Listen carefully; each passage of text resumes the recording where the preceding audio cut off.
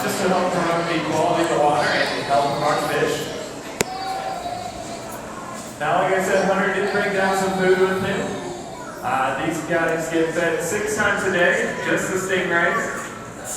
They also get a big feed at night called a broadcast feed, where we'll take a 40-pound bucket at around 9:30, and we'll throw in a bunch of chunks of fish and things like that. That's just to feed the whole tank, including the sharks. Now, for most of these guys, this is just going to be a snack during the dive show, but they are pretty eager, as you can see. In his little pouch there, Hunter's got a variety of different foods, including capelin, clams, squid, silver sides. And capelin and silver sides are members of the sardine family. Our penguins also eat capelin, it's just like a short silvery fish. Now, we do have 10 species in here, 5 species of ray, 5 species of shark, totaling about 45 animals. Our 5 species of stingray do kind of get a bad reputation because they are stingrays. But luckily for Hunter and I, the stingers on these guys and their barbs do get removed. Now, they will grow back eventually, so we have our veterinarian come in about every 90 days to pick out any that have grown back and clip those off. The process is harmless to the stingrays, and it just keeps us a little bit safer. Thankfully, though, if we do accidentally get stung, it is the equivalent of a bee sting. It doesn't really cause any permanent damage. It's definitely not fatal.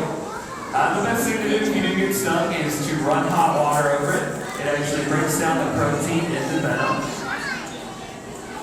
Now, we do have 5 different species of stingray. These big flat guys come along the acrylic and lay along the bottom. Our southern stingrays. They're going to be our second largest ray in the exhibit, growing to be about 8 feet wide and weighing between 200 and 250 pounds. Now, these guys do spend most of their day along the bottom of the exhibit, buried in the sand. That way they can ambush prey. Also helps hide them from predators out in the wild. Now, if you look on top of their heads, you'll see 2 large holes. They kind of move a little bit. Those are actually called spiracles. They're what the ray uses to inhale. And they'll exhale through their gills out here. That's how they breathe. Right in front of those spiracles are going to be their eyes. They're pretty small. Sometimes they're kind of hard to spot.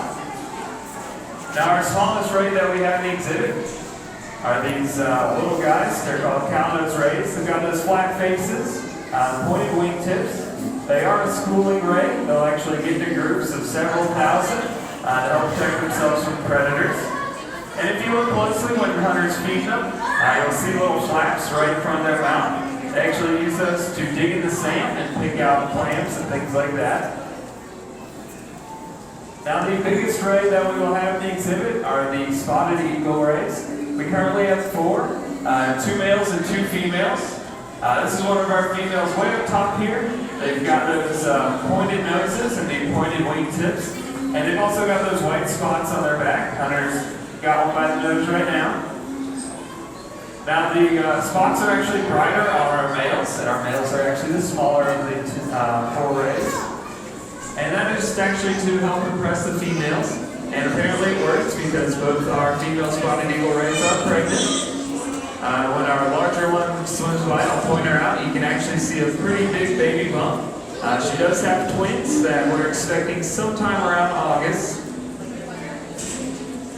Now, we've also got a bullnose ray. She was swimming over here last I saw her. I'll point her out if I see her. She kind of looks like a mix between a spotted eagle ray and a southern stingray. She's actually swimming right here. And we've also got a rough-tailed ray. His name is Bob. He's laying right in the back of the exhibit. He's got a very short, stumpy tail. You can actually see some lumps and ridges. But other than that, he looks like exactly like a southern stingray. Now, we do also have 5 species of shark in this exhibit. The easiest one to spot are going to be the bonnethead sharks. They're the smallest member of the hammerhead family, only going to be about 4.5 feet long. Now, notice Hunter isn't hand feeding our sharks. That's because he likes to keep his fingers attached to his hand. They do have some sharper teeth than our stingrays there. Now, we've also got some ambush predator sharks. They're mostly nocturnal, so they're pretty hard to spot out here in the exhibit. But you can see some of our bamboo sharks hanging out along the walls of the exhibit. And the cracks and crevices, you'll see some tails sticking out. Back in there we'll also have epaulette sharks. They look exactly like our bamboo sharks, except they're different colors. And we've also got a couple of Arabian sharks. They're about 1.5 feet long, and they're solid brown, so they're very hard to spot. We've also got one leopard shark. He likes to hang out in the shallow end of the Touch-A-Ray Bay. He's about 5.5 feet long. He's spotted like a leopard, so he's easy to spot. Now, sharks and rays do have a lot of similarities and differences. They both have skeletal systems made out of cartilage. That allows them a lot of flexibility. Our sharks can actually touch the tip of their noses to the back of their tails, turn a full 360 degrees. It also allows our rays to do this cool flying motion you see going on. Now their teeth are a little different, like I said. The rays' teeth are sort of like flat plates. The shark's teeth tend to be very pointed, good for catching on to fish and stuff, while the rays' teeth are flat, good for crushing rays and lobsters, crushing clams and lobsters. Now rays and sharks will both continually lose teeth throughout their entire lifetime. We do pick them up out of the exhibit sometimes. The rays' teeth are just one long single piece, and the sharks lose a lot of little teeth at one time. It looks like Hunter's about done feeding, and he's done goofing off for us today, so I'm going to get his attention real quick. Phil, just want to give him a big round of applause for hopping into the tank for us today. I'm going to stick around and answer any questions you might have, so feel free to ask me. I'm just going to stick around if you want to get your picture taken with him. Feel free to do so. After this, he's going to head up top to our Touch-A-Ray Bay and actually feed out along the wall. It'll be a good chance to touch some of our stingrays up there. We do have a penguin narration that I'll be doing here at about 5:30 in front of our penguin exhibit. And we do have a dive show at Coral Reef at 6 o'clock. Hunter and I will be switching places, and I'll be jumping in to feed our tropical fish over there. Thank you all for coming, and I hope you have a great rest of your day at the aquarium.